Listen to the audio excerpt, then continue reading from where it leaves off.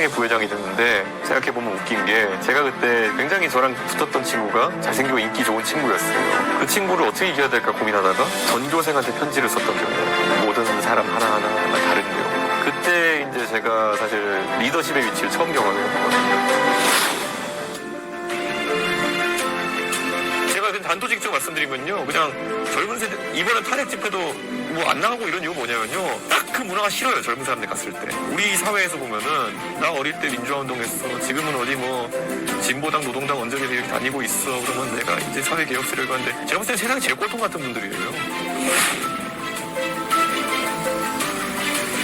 저는 꼭 그걸 해봤으면 좋겠어요. 저는 우연한 기회에 이제 제가 어느 날 대학교에 가가지고 한 학기 다니다 보니까 야, 여기서 내가 1등 하는 게 무슨 의미요? 가격 대비 효율이 안 나온다.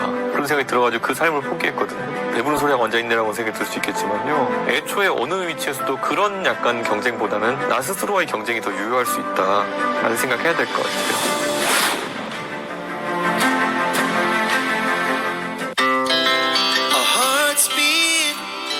To the city streets, we began to feel the fire.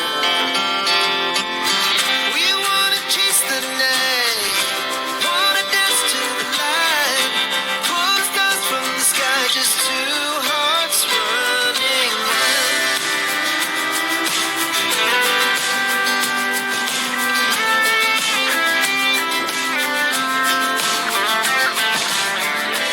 정치인의 인생 궤적을 돌아보고 그리고 그 삶의 지혜를 토대로 해서 청년들에게 귀중한 말씀을 전해드리는 폴리티션 스토리, 오늘 순서 시작합니다. 저는 진행을 맡은 뉴스핌의 이재창 정치 전문기자입니다. 함께 진행하실 그 최연혁 스웨덴 린네대학교 교수님 소개드립니다. 네, 감사합니다. 예, 오늘은 저 청년정치의 리더라고 할 수 있는 이준석 개혁신당 의원님 귀중한 말씀 들어보겠습니다.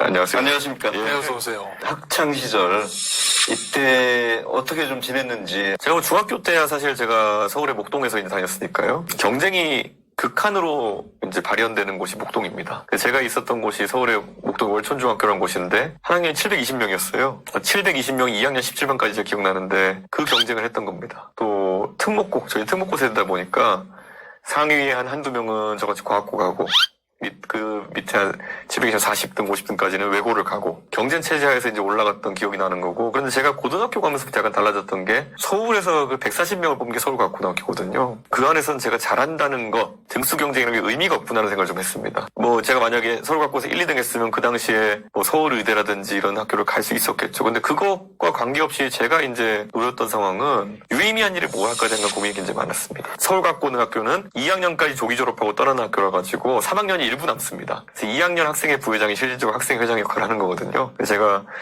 2학년 때 학생회 부회장이 됐는데 생각해보면 웃긴 게 제가 그때 굉장히 저랑 붙었던 친구가 잘생기고 인기 좋은 친구였어요. 그 친구를 어떻게 이겨야 될까 고민하다가 전교생한테 편지를 썼던 기억이 나요. 모든 사람 하나하나 다른 내용으로 종이에다가 선배님 한 번도 뵌 적 없지만은 이런 거 꼭 해가서 도와주셨으면 좋겠습니다. 그래서 다 주고 오거든요. 그때 상당히 좀 특별했네요. 근데 그때 이제 제가 사실 리더십의 위치를 처음 경험해 본 거거든요. 근데 그때 그런 게 있었어요. 그러니까 우리나라에서 공립학교였으니까 저희가요, 시설이나 이런 게 굉장히 좀 부족한 게 있었는데 제가 그때 뭘 했었냐면은 그때 2002년이거든요. 제가 이제 고등학교 2학년 때가 2002년에 한국에서 두 개의 스포츠 이벤트가 큰 게 있습니다. 부산 아시안 게임하고 월드컵. 근데 부산 아시안게임 때 삼성전자가 공식 후원 기업이었는데 거기에 삼성전자가 이제 홍보부스에 전시했던 컴퓨터들 같은 걸 좀 받아오려고 노력했는데 삼성전자 홍보팀에 전화해가지고 제가 이것 좀 어떻게 가져올 수 있느냐고 했더니만은 홍보팀도 깜짝 놀라가지고 저희 학교에 전화 오고, 근데 저희 학생회 담당 선생님은 저한테 뭐라 그러고 왜 그런 걸 달라고 하냐 그러는데 진짜 왔어요. 그때 컴퓨터가 한 2,500만 원치 왔거든요. 그때 그런 걸 보면서 정체된 모습보다는 뭔가 하려고 발버둥 치면서 한나라도 뭔가 해보려고 하는 모습 속에서 제가 행복함을 느끼는구나, 그걸 느꼈던 거죠. 그 하버드 대학교 때 생활이 어땠는지에 대해서도 좀 관심이 많을 것 같은데 한번 설명을 좀 해주시죠. 그때 그냥 저는 신기한 걸 많이 봤죠. 하버드에 또 가는 순간 이제 서울에서 140명이 안에 들어있던 서울과학고의 경쟁이 아니라 전 세계에서 1,600명이 모여있는 하버드의 경쟁이거든요. 그럼 또다시 경쟁은 의미가 없어지더라고요. 다른 사람과의 경쟁이 의미 없어진 지점에 온다. 그때 제가 많이 깨달았던 게 그러니까 내일의 내가 오늘의 나보다 나을 수 있는 게 그게 경쟁이구나라는 걸 느꼈던 거죠. 하버드 대학교에서 A 받든지 B 받든지 C 받든지가 사실 큰 의미가 없는 지점이더라고요. 그러다 보니까 그러면 뭐 새로운 걸 해볼 수 있을까 그런 고민 많이 하게 되고 그래서 제가 대학교 졸업 논문도 그때 제가 기억나는 게 뭐냐면 되게 재밌게 특이한 걸 썼던 게 그 당시에 이제 제가 대중교통 이런 걸 좀 좋아해가지고 연구 많이 하는데 그때 또 마침 교통카드라는 게 처음 이제 T머니라는 게 이제 쓰이기 시작해가지고 전 세계에 이런 연구 대상이 없는 거예요. 서울 시민의 거의 이동 데이터나 이런 것들이 축적되는 곳이 없는 거예요. 제가 무슨 연구를 했냐면은 서울 지하철 5호선이랑 뭐 이렇게 2호선인가 해가지고 건설 비용을 이렇게 추산하는 연구주가 해놓은 게 있어요. 그걸 바탕 뭐 했냐면 제가 서울에 만약에 지하철 노선 하나 새로 깐다 그러면은 어디다가 지하철 노선을 깔면은 그 지하철 노선 때문에 부동산 가격이 올라가지고 종부세로 건설 비용을 회수할 수 있느냐 그런 연구가 막 그랬어요. 근데 그게 해보니까 프로그래머들이 우리가 이제 요즘 AI 빅데이터라는 얘기 하는데 그때도 이미 그런 걸 바탕으로 연구하면은 거의 100% 노선 설계 같은 거 할 수 있었어요. 제가 그때 논문 결과로 나왔던 노선이 신림선이랑 서부선 경전철이랑 거의 일치합니다. 그런 거 연구하면 재미를 느꼈거든요. 제가 이공계적 관점에서 정책이나 이런 거 하는 게 되게 재밌었어요. 그래가지고 슬근슬근 이제 정치나 이런 쪽으로 관심 많이 갖게 됐죠. 그리고 미국에 있을 때 제가 봤던 인물 중에 제일 놀라운 건 오바마였고요. 제가 2003년부터 7년까지 보스턴에 있었는데 보스턴에서 2004년도에 미국 민주당 전당대회를 합니다. 존 캐리 후보를 선출하는 전당대회였는데요. 그때 바람잡이 하려고 오바마가 나와가지고 이제 연설을 하는데 제가 들어본 것 중에 영어이니까 저한테 약간 전달될 때 감이 좀 덜했을 때도 불구하고 제가 들어본 연설 중에 가장 훌륭했어요. 살면서 들어본 것 중에. 어떤 사람 현장에서 들어보셨어요? 현장에서 못 듣죠. 근데 네. 어느 정도의 파급 효과가 있냐면은 그때 그 연설하고 나서 한 일주일 내내 학교에서 친구들이 그 얘기밖에 안 하는 거예요. 저도 그래서 지금 그 연설 거의 문장 단위로 외워요. 그럼 어떤 내용이었는데 그렇게 감명을 받으셨어요? 그러니까 내용을 풀어나가는 게 다른 거죠. 그러니까 아까 제가 말했듯이 한국의 여느 정치인, 뭐, 이런 사람들 보면 뭐, 대구 경북 주민 여러분, 제가 박정희 공항으로 공항 이름 바꾸겠습니다. 이런 게 정치라고 생각하고 하는 사람 아직도 많거든요. 오바마 그때 했던 것 중에 인상적인 표현들, 저는 첫 번째 듣다 가장 놀랐던 게, 내 부모님은 나에게 버락이라는 아프리카식 이름을 줬습니다. 왜냐? 자유롭고 관대한 미국에서는 내 이름이 성공의 장애물이 되지 않을 것임을 확신했기 때문입니다. 그런 것도 있고, 그 당시 이라크 전쟁이 굉장히 찬반의 영역에서 굉장히 활발하게 다뤄질 때 이라크 전쟁에 찬성하는 애국자도 있고 반대하는 애국자도 있습니다. 이것도 굉장히 개념을 치환한 거거든요. 선악의 대결에서 벗어나가지고 너도 애국자요 나도 애국자요. 다 미국 생각해서 그러는 거다라는 표현을 그렇게 하는 게 쉬운 게 아니거든요. 한국에서 누가 그런 표현합니까? 이재명 대표를 지지하는 국민도 윤석열 대통령을 지지하는 국민도 대한민국을 사랑하는 국민이라는 표현을 누가 합니까? 이찍 이런 소리 나고 이번 찍으면 또라이인 것이 이렇게 얘기하고 이재명 쫓아내면 개딸이라 그러고 그 용어를 쓴다는 것 자체가 애초에 이런 걸 시도할 만한 기반이 없다는 거잖아요. 근데 그게 그 당시에 조지 부시 정권 인종 간에 종교 간에 반목이 심했던 거기서 그거를 내세운다는 게 얼마나 대단하였다는 건지를 저는 상상도 못하는 거거든요. 미국은 흑인의 미국, 백인의 미국, 라틴 아메리칸의 미국, 아시아계의 미국이 따로 있는 것이 아닙니다. 오직 미국 합중국, 유나이티드 스테이츠 오브 아메리카가 있는 것입니다라는 표현도 그거 듣고 그 영상 보면은 즉석에서 사람들이 일어나서 눈물 흘리면서 박수칩니다. 이런 것들을 맥락을 맞춰가지고 풀어내고 생각해내고 하는 게 되게 중요한 거거든요.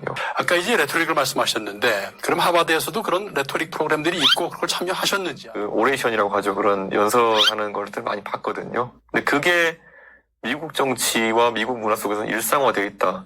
그런 생각이 들어요. 미국 대학교별 졸업 그 축사 같은 것들 오프라 윈프리 같은 사람이 가가지고 연설하기도 하고 저 졸업할 때는 빌 게이츠 왔던 것 같거든요. 그런 것들을 봤을 때 보면은 그런 거 하나하나가 사실 그들의 도전적인 성격 하에서 오히려 영국은 저는 그렇다 생각 안 해요. 영국은 오히려 굉장히 각이 잡혀있는 사회이기 때문에 그 생각의 다양성이라는 것이 그렇게까지 저는 영국 연설이나 이런 것들에서 미국의 그 다양한 경험을 따라갈 수 있는 그런 스피치들은 잘 안 나온다는 생각을 하거든요. 그래서 저는 그런 어떤 미국식의 어떤 스피치나 이런 것들은 배우지 않아도 그 사회에 그냥 깃들어 있다 저는 이렇게 생각합니다. 그래서 저는 그거에 영향을 좀 많이 받았다라고 볼 수 있는 거고요. 절대 한국의 정치인 따라할 수 없는 뭔가가 있어요. 한국의 정치인이라면요. 어디 가도요. 우리 빨갱이 때려잡아지 않겠습니까 하면은 그걸 좋아하는 분들이 있으면 그냥 1초 만에 와 이런 반응이 와요. 근데 오바마식 스피치 같은 경우에는 딱 얘기가 끝나고 하나 둘 셋 한 다음에 기립박수가 나와요. 왜냐면 머릿속의 의식구조 속에서 따라가봐야지만 이게 무슨 말인지 그러니까 머릿속을 이해하는 거죠. 저는 한국에도 그런 게 많아져야 되고 그거는 가르칠 수 있는 게 아니라고 봅니다. 저는 그만큼 사회에서 전반적인 분위기가 그렇게 흘러가야 된다 저는 이렇게 보는 거거든요. 저게 멋있는 거에 대한 정의를 바꿔야 되는 거거든요. 네.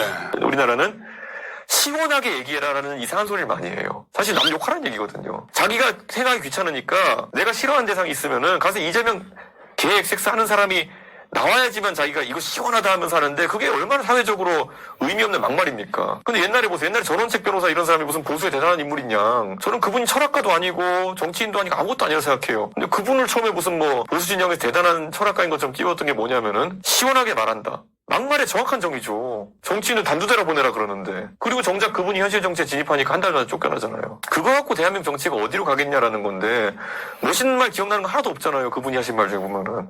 다 무슨 다 죽여라. 정치는 쓰레기다. 전부 다 무슨 뭐 단두대로 보내라. 이게 무슨 의미가 있는 정치자는 거죠. 이건 정치 혐오증에 기반한 그냥 장사죠, 그냥. 저는 그걸 넘어서는 정치권 내에서 사람들은 정치의 멋을 느낄 수 있게 하는 그런 새로운 시도들이 있어야 된다. 저는 그런 생각을 합니다. 내 가치를 주장할 때 아까 좀 잘 지적해 주셨는데 페미니즘을 이야기하고 공정한 경쟁을 얘기하고 할 때 그 기반에는 역시 철학이어야 된다. 철학적 기반에 대한 고민은 어떻게 하십니까? 저는 이런 생각합니다. 철학이라는 거를 형성돼 있어가지고 이미 인류 보편적인 철학과 가치들이 있습니다. 그러니까 예전 같으면은 지금 아직 뭐 중국이나 이런 전체주의적 성향이 있는 국가에서는 당이 먼저다. 뭐 이런 소리 하는 사람도 있겠죠. 국가가 먼저 당이 먼저다. 근데 대한민국 어느 누가가 이제 국가를 위해서 당을 위해 가지고 개인이 희생하겠다는 생각을 하겠으며 그것이 옳다고 생각하겠습니까? 그게 저는 가장 극명하게 드러났던 것이 문재인 정부 시절에 남북 단일팀 하려고 하니까 학기 선수들이었나요? 왜 북한 단일팀 한다는 그런 정치적인 목표 하나 때문에 자신의 스포츠 영역에서 고생해온 우리 선수들이 대표팀에 선발 안 되는 그런 불행을 겪어야 되느냐. 그리고 그거 한다 그랬을 때 왜 아니 나라가 하는 일인데 좀 협조해달라는 식으로 폭력적으로 얘기하느냐에 젊은 세대가 적극적으로 얘기한 거거든요. 저는 그게 이미 세대별로 다르게 이제 철학과 가치가 형성됐다. 그래서 저는 거꾸로 제가 정치하면서 젊은 세대를 상대할 때는 제 철학과 가치를 그렇게 드러내지 않아도 되는 상황이 온 거죠. 왜냐?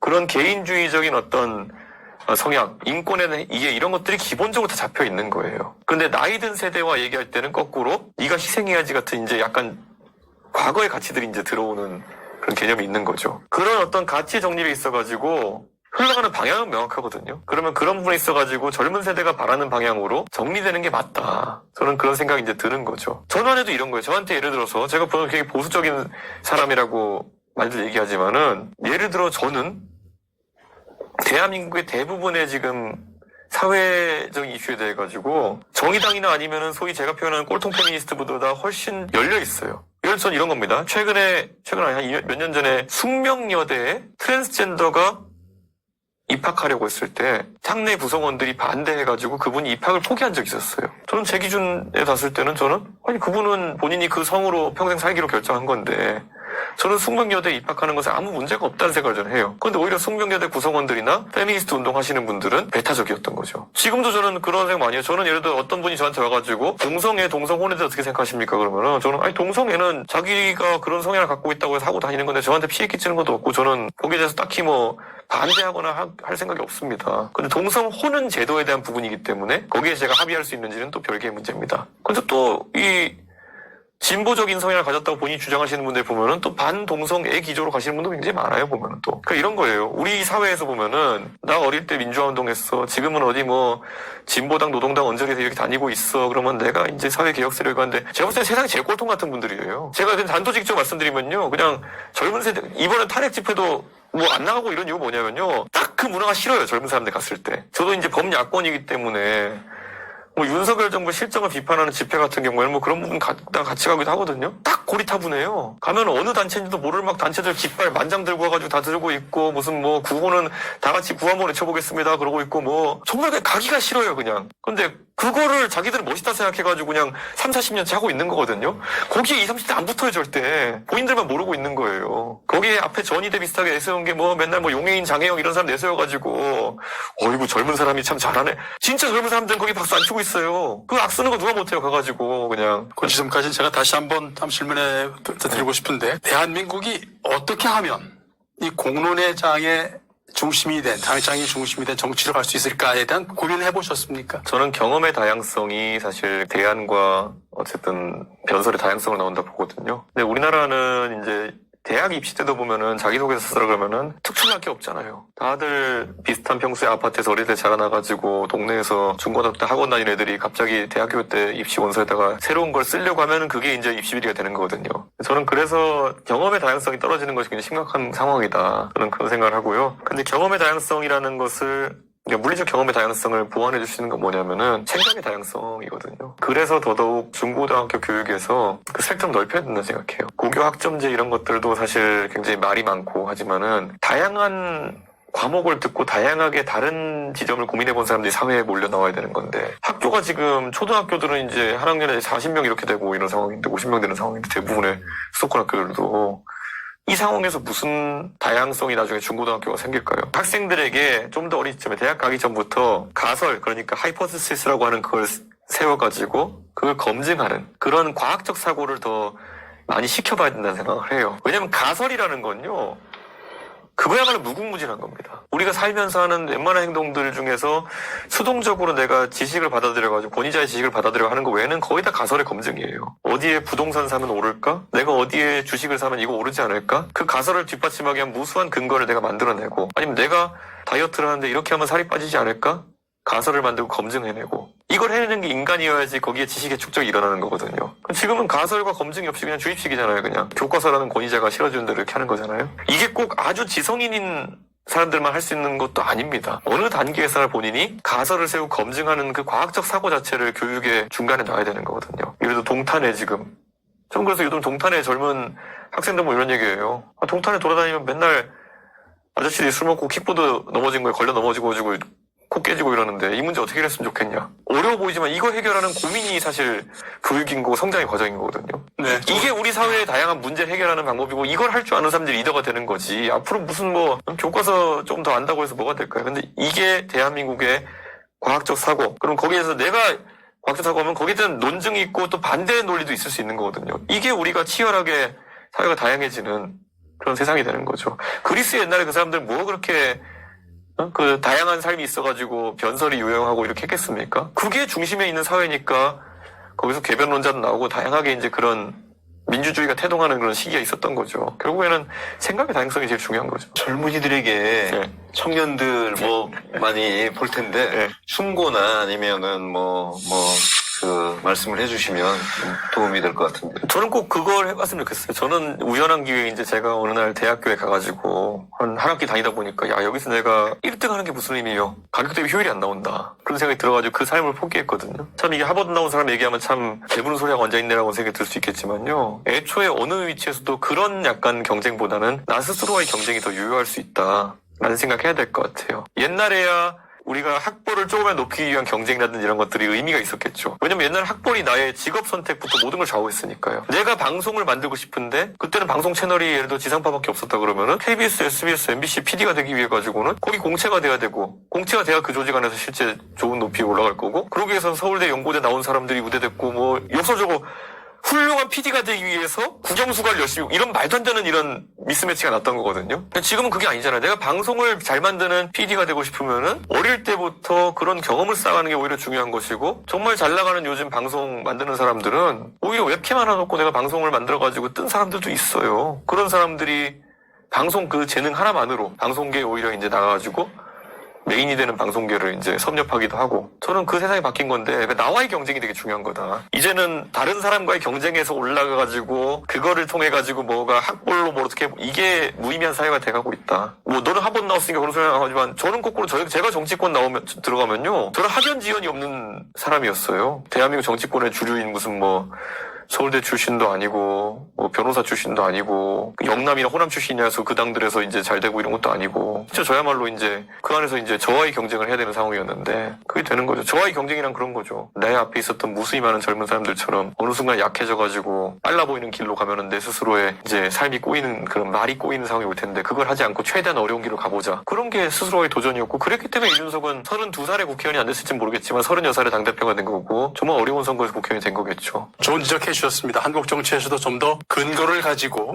그리고 논거와 증거를 중심으로 한 토론 그리고 그 주장을 뒷받침해주는 다양한 하부 근거들 말이죠. 이런 것들이 좀 더 있어지면서 이야기된다면 우리가 좀 논쟁적 구조로 갈 것 같은데 이러한 것을 조금 더 분위기를 바꿔주는 그런 어떻게 보면 분위기 메이커가 되지 않을까 저는 이렇게 생각하고요. 그런 장점을 잘 살려서 우리 그 청년이 이제 너무 이제 40대 곧 들어가시죠? 향후에 40입니다. 올해 벌써. 그렇죠. 네. 41입니다. 네. 불혹의 정치 이제 좀 성숙의 정치로 들어가실 것 같은데 아이콘으로서 좀 더 적극적 역할 좀 해주시고 한국 정치의 변화를 위해서 더 많은 좀 긍정적인 시그널을 주는 그런 역할들을 많이 해주시길 기대하겠습니다. 오늘 와주셔서 감사합니다. 네, 시간 내주셔서 감사합니다. 예, 감사합니다. 네, 감사합니다.